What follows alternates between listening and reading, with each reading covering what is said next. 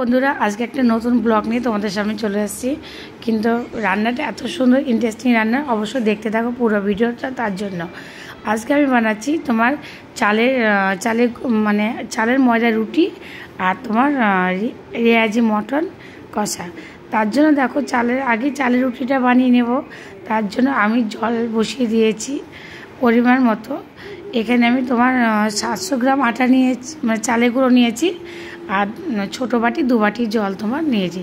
জলটা দিয়ে ভালো করে গরম হয়ে গেছে, তখন নুন দিয়েছি। এবার জলটা যখন ফুটতে শুরু করেছে তখন ওই চালের গুঁড়োটা ওই জলের মধ্যে তোমার দিয়ে এবার নাড়াচাড়া করছি। দেখো খুব সুন্দরভাবে নাড়াচাড়া করতে হবে। নাড়াচাড়া না করলে ভালো করে তুমি একটা দলা টাইপের হয়ে যাবে। আর এমনভাবে আমি নাড়াচাড়া করে যখন পুরো ঝুরঝুর হয়ে গেছে, আর ওই জলটা যখন গরম করছিলাম কিছুটা জল একটু আমি তুলে রেখেছিলাম, কারণ হচ্ছে মাখার সময় অনেক সময় একটু জল দিলে ভালো হয়। এবার আমি চালের গুঁড়োটা ঠান্ডা করে নিলাম। এবার হাতের সাহায্যে তোমার হাত দিয়ে সুন্দরভাবে আস্তে আস্তে দেখো মেখে নিচ্ছি। এটা খুব ভালো করে মাখতে হবে, কারণ এই চালের গুঁড়ো ময়দাটা যতটা তুমি ভালো করে মাখবে, রুটিটা তখন ততটা নরম হবে এবং ফুলবে। না হলে তোমার রুটিটা ফুলবে না।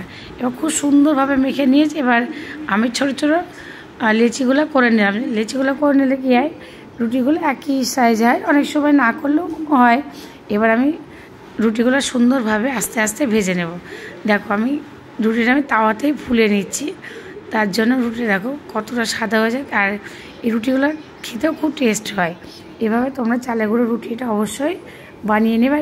প্রতিটা রুটি করার পরে তোমার তাওয়াটা ঝেড়ে নেবে, যাতে যেহেতু চালের গুঁড়ো ওটা তো সাদা হয়, আর যদি কিছুটা গুঁড়ো থেকে যায় বেলার সময় লাগে, সেটা তাওয়াতে রয়ে গেলে তোমার পরে রুটিটা কালো পুরো লাল কালো কালো হয়ে যায়।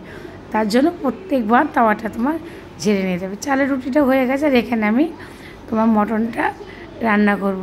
তার জন্য এখানে আলু মশলা সব কিছু পেঁয়াজ টিয়াজ দিয়ে আর মাংসটা দিয়ে একবারে মেখে সুন্দরভাবে তোমার বসিয়ে দিচ্ছি।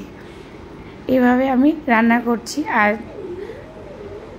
আমার পাশে থেকেও যারা নতুন আমার ভিডিওটা দেখছে চ্যানেলে এসে, অবশ্যই পাশে থেকেও সাবস্ক্রাইব করো। আর কমেন্টে জানাবে যে আমি যে দিদিভাই এসেছি তোমার চ্যানেলে, এরকম কিছু একটা কমেন্ট করবে।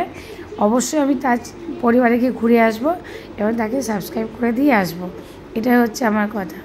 দেখো গল্প করতে করতে প্রায় মাংসটা কষানো হয়ে এসেছে। যেহেতু রুটি দিয়ে খাবে, এই মাংসটা তো তোমার বেশি ঝোল করলে ভালো লাগবে না খেতে, তার জন্য। আর রেয়াজি খাসি তো একটু বড়ই হয়, রান্না করতে একটু সময় লাগে, তার জন্য কমিয়ে কমিয়ে ওইটা রান্না করছি গ্যাসটা। দেখো আমার কষানো হয়ে গেছে। এবার আমি একটু হালকা ঝোল দেবো, যাতে মাংসটা আর একটু ভালো সিদ্ধ হয়ে যায়। ওই জন্য আমি এখানে গরম জল বসিয়ে দিয়েছি। এবার মাংসটা আমি রান্না করছি। যেহেতু আমি আগেই মাংসটা বসিয়েছিলাম, পরে রুটিটা করেছিলাম, কিন্তু সেখানে আমি রুটির সাজানোটা উল্টো পাল্টা হয়ে গেছে একটু। তার জন্য দেখো মাংসটা কষাচ্ছি, আর মাংসটা ঝোল দিয়ে তোমার পুরো বসিয়ে রেখেছি। দেখো মাংসের কালারটা কত সুন্দর এসেছে। এবার